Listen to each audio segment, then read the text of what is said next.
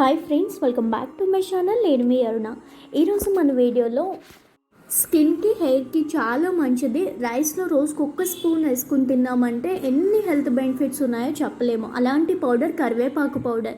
చాలా మందికి hair fall ఎక్కువ అయిపోతుంది కదా. నాకు కూడా ఆఫ్టర్ డెలివరీ హెయిర్ ఫాల్ బాగా అయిపోయిందండి. సో హెయిర్ గ్రోత్ కోసం ఏమైనా చూస్తే కనుక రోజు కరివేపాకులు తీసుకుంటే హెయిర్ గ్రోత్ అయ్యే ఛాన్సెస్ ఉన్నాయి అని తెలిసింది. సో హెయిర్ గ్రోత్కి డైలీ కరివేపాకు తీసుకోలేము కాబట్టి ఇలా ఇంట్లోనే కరివేపాకు పొడిని స్టోర్ చేసుకుంటే 1 month పైనే మనకి నిలువ ఉంటుంది.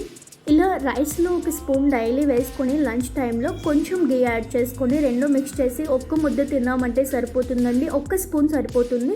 దీనికోసం చాలా ఈజీ అండి ప్రిపరేషన్ కూడా. ఇక్కడ నేను కరివేపాకుని శుభ్రంగా కడిగి టవల్తో తుడిచి నీరు తక్కువగా ఉండేటట్లు చూసుకొని ఫ్యాన్ కింద ఆరబెట్టుకొని పెట్టుకున్న కరివేపాకు ఇది. మీకు ఆ ప్రాసెస్ చూపించలేదు, డైరెక్ట్గా ఫ్రైని చూపిస్తున్నాను.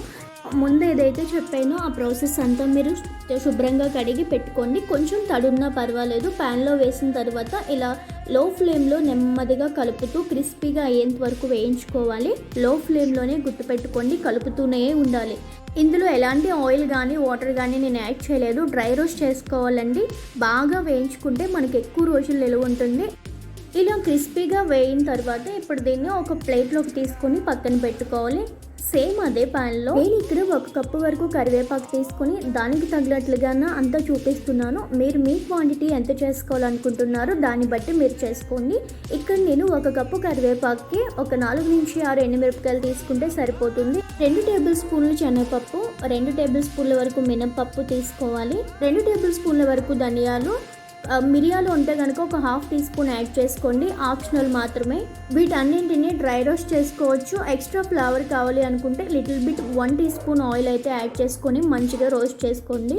ఒక స్మాల్ పీస్ చింతపండు కూడా యాడ్ చేసుకోండి. మార్బల్ సైజ్ అంతా సరిపోతుంది. మొత్తం అన్నింటిని బాగా మిక్స్ చేసుకొని కంప్లీట్గా చల్లారనివ్వాలి. ఒక ప్లేట్లోకి తీసుకొని అన్నింటినీ పూర్తిగా చల్లారనిచ్చాక ఒక మిక్సర్ జార్ తీసుకొని అందులోకి మనం వేయించి పెట్టుకున్న పప్పులు, చింతపండు, ఎండుమిరపకాయలు ఉన్నాయి కదా, వాటన్నింటినీ వేసి కొంచెం 1 టీ స్పూన్ వరకు సాల్ట్ కూడా యాడ్ చేసి మొత్తం అంతా కోర్స్గా గ్రైండ్ చేసుకొని పెట్టుకోవాలి. సరే, ఇలా చూపిస్తున్నట్లుగా కోర్స్గా గ్రైండ్ చేసుకుంటే సరిపోతుంది. ఇప్పుడు అందులో మనం వేయించి పెట్టుకున్న కరివేపాకు కూడా వేసి మరొకసారి మొత్తం అన్నింటినీ కలిపి బాగా గ్రైండ్ చేసుకోవాలి.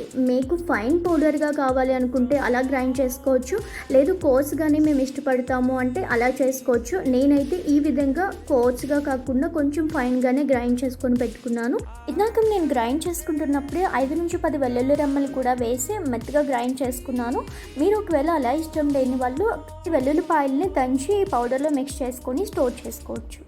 ఈ విధంగా గ్రైండ్ చేసుకున్న దాన్ని 8 కంటైనర్లో స్టోర్ చేసుకుంటే మనకి 4 రోజుల పైనే నిలువ ఉంటుందండి. దీన్ని డైలీ ఆఫ్టర్నూన్ లంచ్లో 1 టీ స్పూన్ కరివేపాకు పొడి వేసుకొని కొంచెం నెయ్యి వేసుకొని రెండింటిని మిక్స్ చేసి ఒక 2 ముద్దలు తింటే సరిపోద్దండి. ఎక్కువ అవసరం లేదు.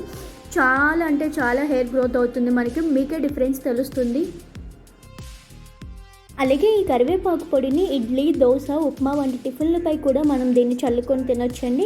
ఇదండి కరివేపాకు పొడి రెసిపీ. మీకు ఎలా అనిపించింది? నచ్చితే మీరు కూడా ట్రై చేసి ఎలా వచ్చిందో కామెంట్ చేయండి. Thank you for watching.